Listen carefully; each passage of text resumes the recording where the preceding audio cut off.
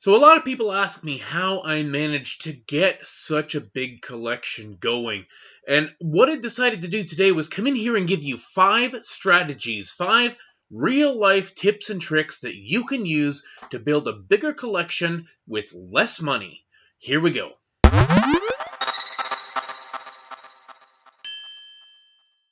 Tip number 1, be very clear about what it is that you want to collect.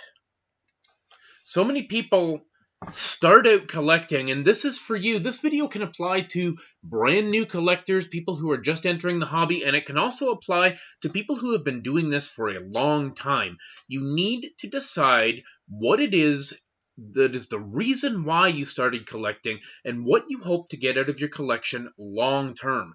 So most people, when they start collecting, it's usually because of nostalgia. It's usually something like, gee, I really loved the N64 when I was a kid, and I'm just dying to play Ocarina of Time or GoldenEye 007 or one of those great games on, say, the N64 or the Super Nintendo. So you go out, you go to a flea market or you go to a pawn shop and you buy that N64 and you buy 3 or 4 games and you have a great time reliving all those memories. But then you start to think, well, gee, what else did I miss out on the N64? So then you go out to different game stores. Maybe you go to a convention and you start picking up this game and that game. And before you know it, you have 50 or 60 or 100 games for the N64. And then you start thinking, gee, maybe I'd like to try out some other things that I missed out on. You know, I was in college when the PS2 came out and I didn't really bother too much with it. I wonder what the PS2's like. So you go buy a PS2.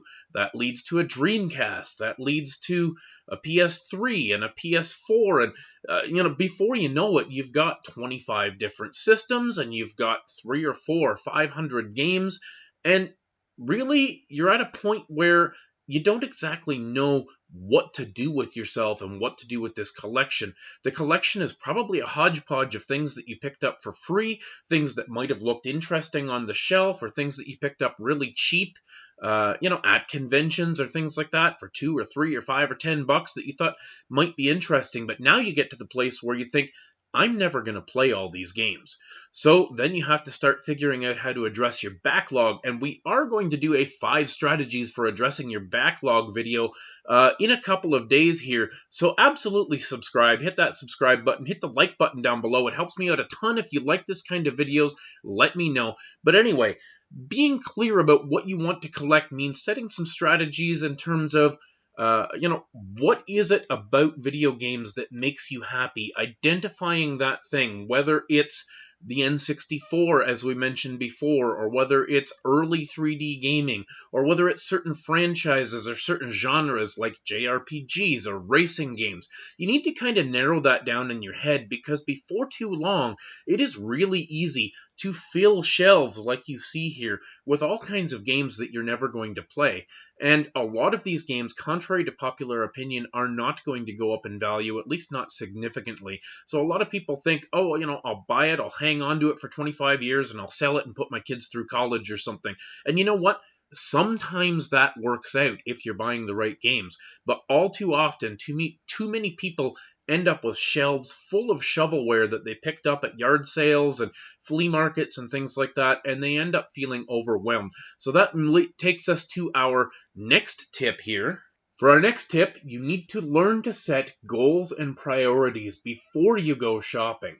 So, as we said in the last tip, it is way too easy for people to just buy everything in sight. You get the collecting bug, and you buy all kinds of things that are cheap, all kinds of things that you may have missed out on, and especially you start getting involved in things like Facebook groups and following Twitter, YouTubers on Twitter who are talking about all of these cool games and expensive games and rare games, and you get this bug and you think you need to just start buying things left, right, and center in order to build a legit collection.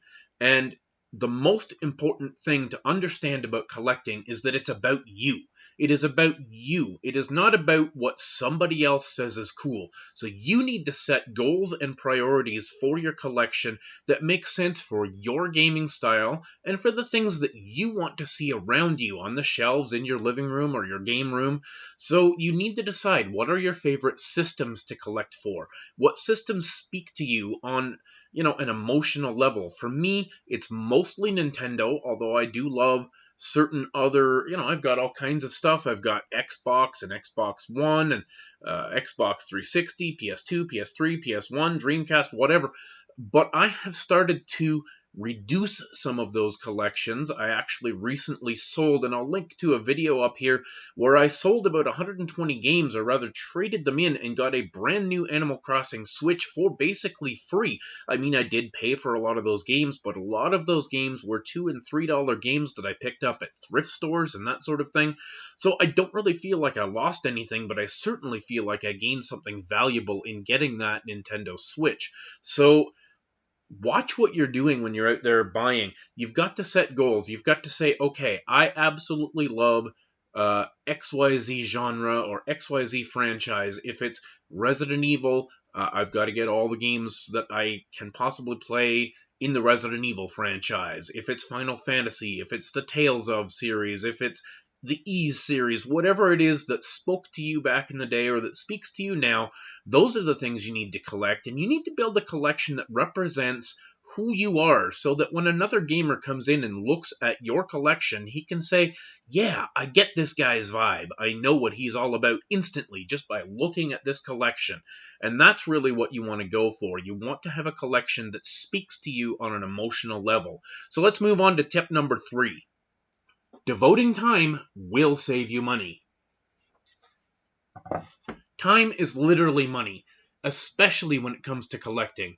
I don't have the biggest video game collection in the world, but I have been an avid collector of all things nerd for my entire life. I mean, I remember being 10 years old and collecting Disney VHS tapes, and I still have some of those over here to this day. I've got hundreds of Disney VHS tapes from my childhood and more that I've picked up since. I collect comic books, I collect all kinds of things.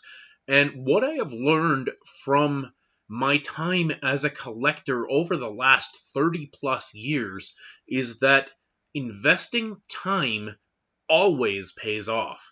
Anybody can go to eBay and pay top dollar for this game or that game, and yet so many people come into Facebook groups and they complain and they whine that they can never find deals, and they're jealous of the people who are posting these big pickups where they got all kinds of great games for $30 at a yard sale or something. Let me tell you, the deals are out there, but you have to invest in something that you care about if you want it to pay back. So time is money. You need to treat collecting as a hobby. You need to give it the same amount of respect and the same amount of time investment that you would give to, say, a part-time job or a home renovation project or something else important in your life. You need to spend a few hours a week investing in browsing through things like Craigslist or Facebook Marketplace. You need to go out to store after store after store. You need to expand your horizons. You can't just go to the same 2 stores in your little town and be upset that they don't have anything you want. You need to take road trips on weekends to other locations, other cities nearby. You need to go to conventions. You need to get up early and hit the yard sales in the summer. You need to invest that time, and if you invest that time, you will get some crazy gems in your collection for pretty reasonable prices. Moving on to tip 4. As we said at the end of the last tip 3, go out and explore. Go ahead. Spend that time. Make a weekend out of it, or make a Saturday afternoon out of it. Find new places that you wouldn't normally expect to find video games in. Sometimes those are the greatest places. If you go to a little boutique thrift store that pretty much specializes in, say, women's vintage clothing, you might find in the corner a couple of video games and they have no idea what they're worth and they've put them out there for $5. You need to go out and explore. You need to find flea markets. You need to find game stores that you don't normally go to. Pawn shops are sometimes a fantastic resource for video game collecting. A lot of pawn shops price all the games from a specific system at a flat rate, maybe $3 or $4 or $5 for Xbox 360 games. All of them. They don't bother to individually price anything in a lot of cases, and that's where you can really find some of those middleweight titles, some of those ones that might be worth $30 or $40 or $50 when you go to a pawn shop and pick them up for $3 or $5 or $7. or sometimes they have deals where you get 5 for 20 or something like that. That is really where you're going to cash in on building the middleweight selection of your collection. Sure, you're probably not going to find a $1,000 game at a pawn shop because they are smart enough to know when something is really valuable. But, there are so many places that you can go out and explore. Church bazaars, for example. There are so many different types of places. Outdoor fairs, farmers markets sometimes have kind of yard sale booths set up at them.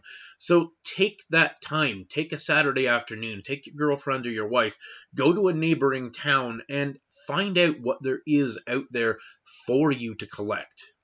And moving on to our last tip, do not bow to peer pressure. Let me explain. So many people get so wrapped up in, again, like I mentioned in one of the first tips, on Facebook groups, for example. There are so many groups devoted to video game collecting, or you get onto things like Reddit or other social media, and people are talking about the newest games that are out and how incredible they are, and everybody has to jump on the bandwagon. So many collectors are bandwagon jumpers. They just get wrapped up in kind of the excitement in the community, the idea of buying into that game the second it launches, getting a pre-order, limited edition stuff especially can really hook you in, and you've really got, this goes back to setting priorities. You need to set your priorities early on so that you don't get sucked into this stuff. Forget what other people say.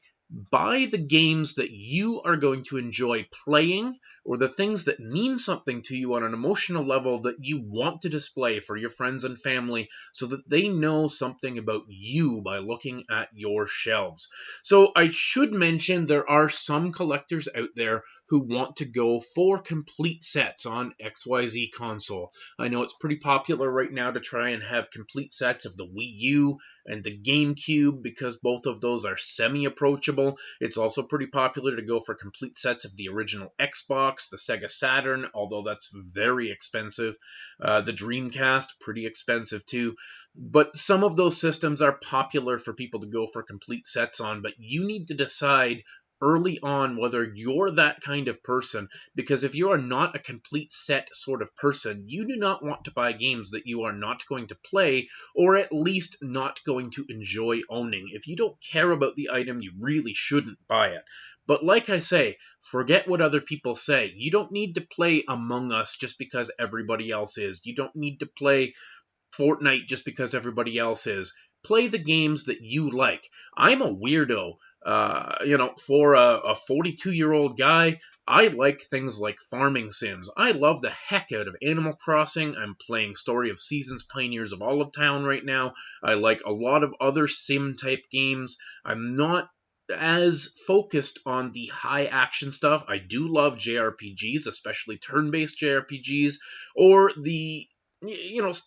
but you gotta be sure what it is you like. And so many times my collection has got to a certain level and I've just felt overwhelmed with the amount of crap that I'm never going to play. And you get that kind of guilt associated with owning all this stuff that you probably shouldn't have bought. So, just buy the games that you want to buy. And so, guys, that's our 5 tips, and I appreciate you sticking around. I would really appreciate comments down below. What are some of your strategies for collecting video games without getting out of control? Not everybody has the space in their house for 5,000 games. Not everybody is a Metal Jesus or a John Hancock or, most people want to have a collection that means something to them, but it is too easy for that collection to get out of control. So let me know what you think, guys. Thanks for sticking around. Thanks for subscribing. See you in the next video. Stay classy.